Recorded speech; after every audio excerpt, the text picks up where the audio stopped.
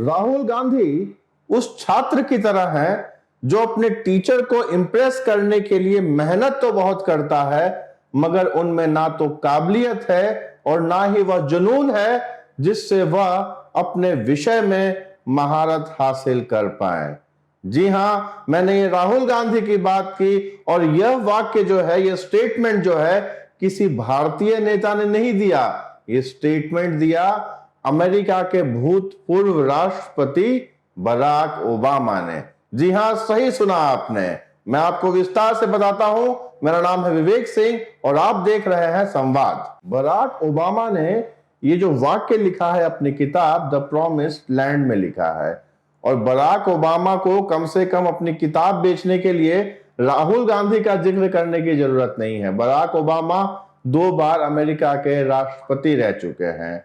Barack Obama democratic party से belong करते हैं, और अगर तुलना की जाए भारत से तो भारत की जो कांग्रेस है और अमेरिका की जो डेमोक्रेटिक पार्टी है उसकी विचारधारा मेल खाती है। वहीं वहां दूसरी पार्टी है रिपब्लिकन पार्टी, जिसके ट्रंप अभी राष्ट्रपति थे। तो रिपब्लिकन पार्टी की जो विचारधारा है वो भारत में भारतीय जनता पार्टी से मेल खाती है।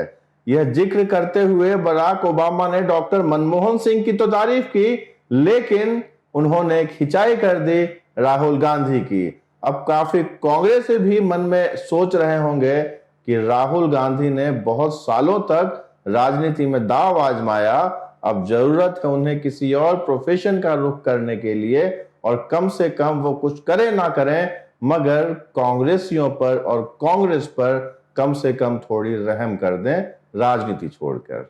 चलिए अब बात करते हैं बिहार के चुनावों की। जी हां, भारतीय जनता पार्टी और जदयू ने मिलकर बहुमत का आंकड़ा छू लिया। कितने राजनीतिक पंडित इस बार बिहार के चुनावों में उछल उछल कर तेजस्वी यादव के तारीफ में कसीदे पढ़ रहे हैं। कह रहे हैं कि तेजस्वी यादव ने आज महागठबंधन को एक मजबूत विपक्ष के रूप में पेश किया।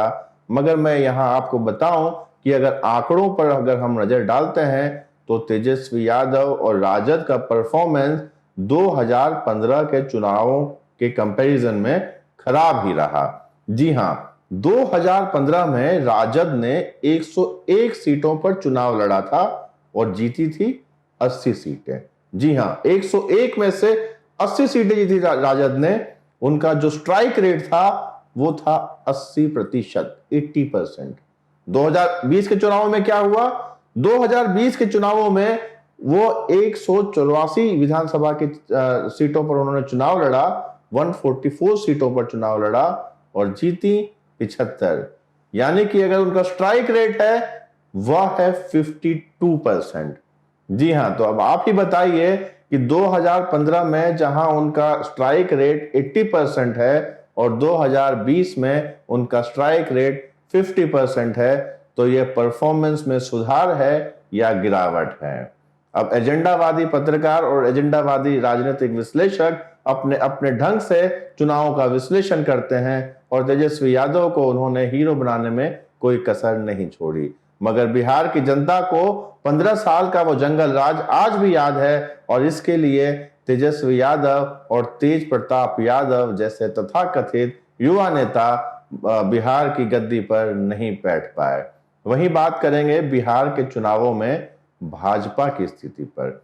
जी हां, भाजपा ने 110 सीटों पर चुनाव लड़ा और जीती 74 सीटें। जी हां, 110 में से 74, यानी कि उनका जो स्ट्राइक रेट था वो 67%। बिहार के चुनावों में जितनी पार्टियां इस बार चुनावों में कूदी उसमें सबसे बेहतर रेट भारतीय जनता पार्टी का रहा।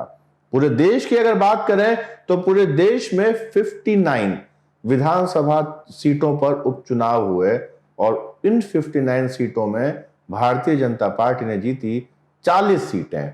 जी हां, पूरे देश भर में 59 सीटों में 40 सीटों पर, जिसमें पूरा कर्नाटक से लेकर गुजरात, उत्तर प्रदेश और राजस्थान, मध्य प्रदेश जैसे राज्य भी शामिल हुए, और भारतीय जनता पार्टी ने सभी जगह अपना परचम लहराया।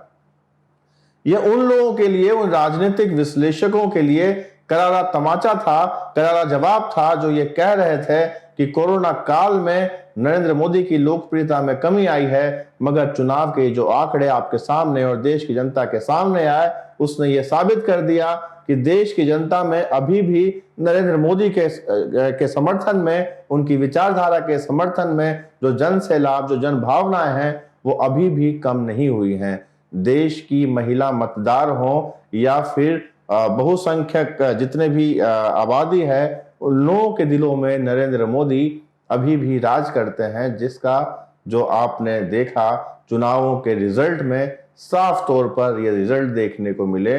कई विश्लेषकों का और जमीनी तौर पर जो लोग जुड़े हुए हैं, जो लोग विश्लेषण करते रहते हैं, उन लोगों का ये कहना है कि महिलाओं को जो घर घर गैस सिलेंडर पहुंचे, जो इलेक्ट्रिसिटी पहुंची, और कोरोना काल के दौरान जो उन्हें कैश सब्सिडी, जो उनके डायरेक्ट अकाउंट में उन्हें जो पैसे मिलते थे, इस सब के कारण एनडीए सरकार में लोगों का विश्वास अभी भी बना हुआ है।